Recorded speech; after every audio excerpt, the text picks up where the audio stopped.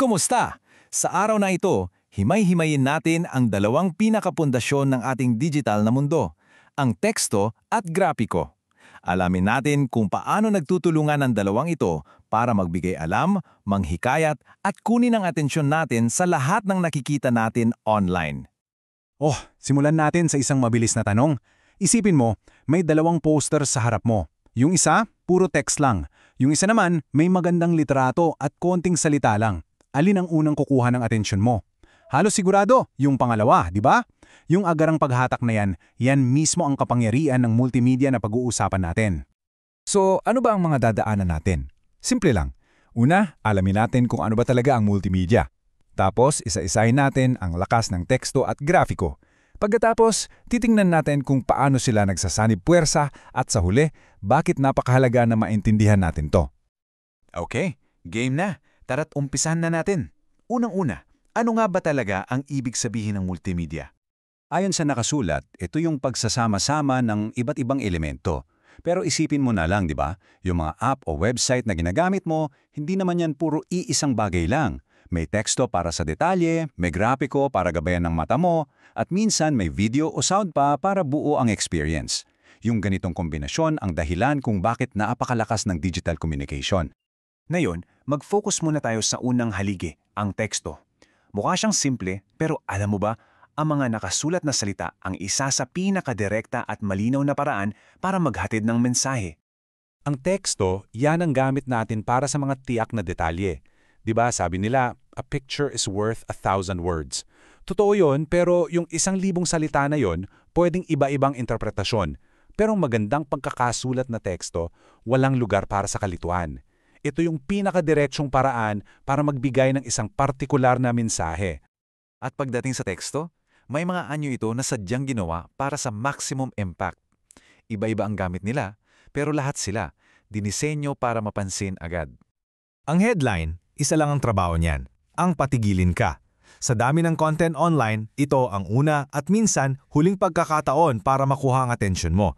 Ang magandang headline ay hindi lang pamagat, isa itong pangako na may halaga ang kasunod, kaya mapipilitan kang basahin ito. Sunod naman, subtitles. Dati, iniisip natin na para lang to sa mga may kapansanan sa pandinig. Pero ngayon, naging mahalaga na to sa paraan ng panonood natin. Nanonood ka man ng foreign film o nag-scroll lang sa social media na nakamute, tinitiyak nito na kahit anong mangyari, makakarating ang mensahe. At syempre, mga slogans. Isipin mo ang Just Do It ng Nike or Think Different ng Apple. Hindi lang yan basta mga salita. Ito yung mga pariralang tumatatak sa isip natin. Nagiging shortcut sila para agad nating maalala ang isang buong brand o ideya.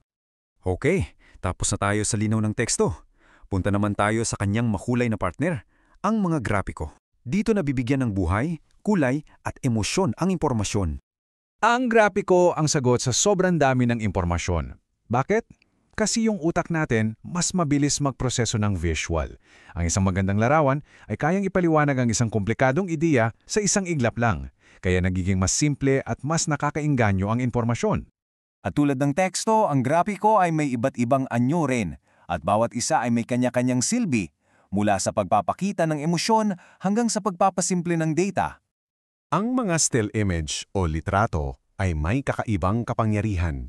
Kayang-kaya nitong ikwento ang isang buong pangyayari o magparamdam ng isang malakas na emosyon sa paraang hindi kaya ng sandamakmak na salita. Nagbibigay ito ng pakiramdam na totoo at may konteksto ang isang bagay. Dito naman sa drawing at ilustrasyon, napupuntahan natin yung mga lugar na hindi kayang kunan ng kamera. Ito ang visual na representasyon ng mga ideya, perpetko para ipaliwanag ang isang abstract na konsepto, ipakita ang itsura ng isang produkto sa hinaharap o bigyang buhay ang isang katang-isip na mundo. Pagdating naman sa mga numero at datos, wala nang tatalo sa graph. Bar chart man yan na nagpapakita ng paglago, line graph na sumusubaybay sa trends, o pie chart na naghahati-hati ng isang buo, binabago nito ang mga hilaw na numero para maging malinaw na pattern na madaling makita at maintindihan. At panghuli, mga icon. Isipin mo yung itsura ng basurahan, ng magnifying glass para sa search, o yung thumbs up. Ang mga simpleng simbolo na to para na silang universal language. Hindi na kailangan ng salita. Agad mong naiintindihan kung anong aksyon o ideya ang kinakatawan nila. So nakita na natin ang lakas ng teksto at grapiko ng magkahiwalay. Pero ang totoong magic, ang pinaka-essensya ng multimedia, ay nangyayari kapag pinagsama na sila. Paano nga ba sila nagiging mas malakas kapag magkasama? At dito na tayo sa pinakamahalagang punto. Isipin mo sila bilang isang team. Ang teksto ang nagbibigay ng ano, yung malinam at detalyong informasyon. Ang grapiko naman ang nagbibigay ng bakit mo dapat pansinin, yung emosyon, yung kulay, yung dating na nagpapatatak sa mensahe. Ang isa ay hindi kumpleto kung wala yung isa. So, bakit nga ba mahalaga ang lahat ng to? Bakit kailangan nating intindihin ang partnership na to ngayon? Dahil sa mundo natin ngayon na halos lahat ay digital, ang epektibong komunikasyon ay nangangahulugang epektibong multimedia. Yung abilidad na paghaluin ng tamang salita at image, hindi na yan skill para sa mga designer lang. Isa nitong pangunahing kaalaman para sa lahat, mula sa paggawa ng social media post hanggang sa pag-present sa trabaho. Sige nga, subukan natin ang natutunan ninyo. Kung kailangan mong ipakita ang datos na bahagi ng isang kabuuan tulad ng porsyento ng benta sa isang taon, anong uri ng grapiko ang pinaka-epektibo? Kung ang sagot mo ay graph, tama ka.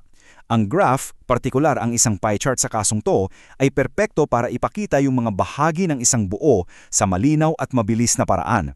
Galing! At para magtapos, iiwan ka sa inyo ang hamon na to. Sa susunod na mag-scroll ka online o makita ng isang advertisement, huminto ka sandali at suriin mo. Tanungin mo ang sarili mo, paano eksaktong nagtutulungan ng teksto at grapiko para makuhang atensyon ko at ihatid ang mensahe? Hanggang sa susunod.